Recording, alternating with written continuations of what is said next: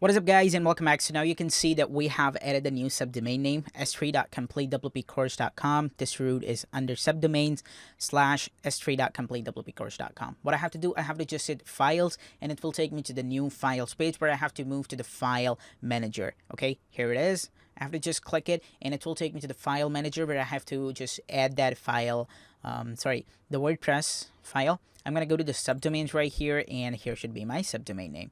Okay, here it is. What I have to do, I have to just upload the WordPress file. I'm just going to click here and I'm going to hit select file. I'm going to go to the documents /downloads, and then here should be the compressed, and then the WordPress 4.9.1. I'm just going to hit this, and here is the WordPress.zip file. I'm just going to click here, and you can see that this WordPress file is being uploaded right now. So let's wait till this is uploaded. Okay, and here we go. You can see that WordPress is uploaded. I'm just going to go back to my main page. And there we go. I'm going to click here, and here it says the extract. I'm just going to hit this, and you can see it says extract files. I'm going to click extract files, and it's going to extract the files. I'm just going to hit close right now. And I'm going to come here, and I'm going to hit refresh right now. So you can see this is coming. Everything is coming right here. I'm going to click this, and I'm going to just right click here, and I'm going to hit delete.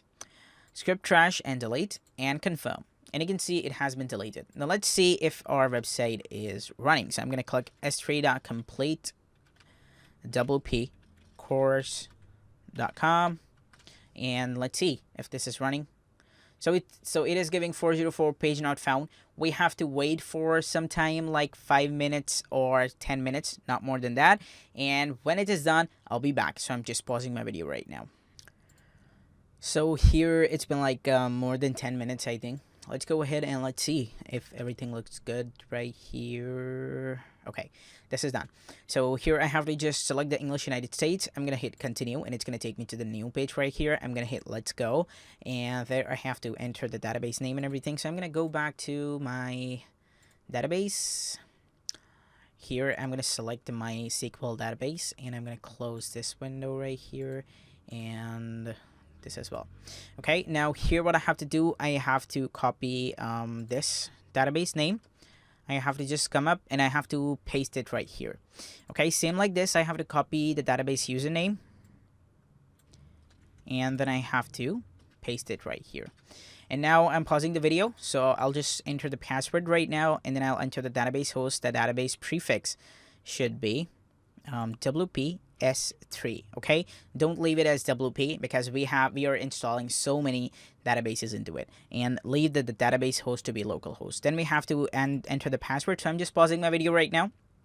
I'll just enter the password, and then I'll hit submit. Okay, here we go. It says, all right, Sparky, you've made through the part of installation. WordPress can now communicate with your database. If you're ready, time now to run the installation. And here we go. Now I have to enter the site title. So my site title is, the name is going to be a business site. So I want to create a business site. So I'll be just choosing next door events.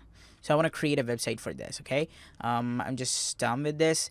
Okay, what I have to do, I have to choose the username. Okay, so my username is going to be this, and my password should be hidden, and I'm going to enter the password right now.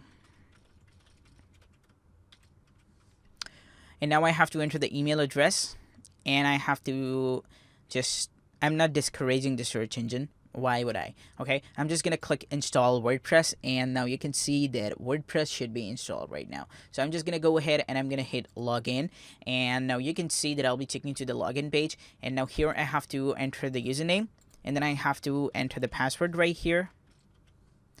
And let's hit login.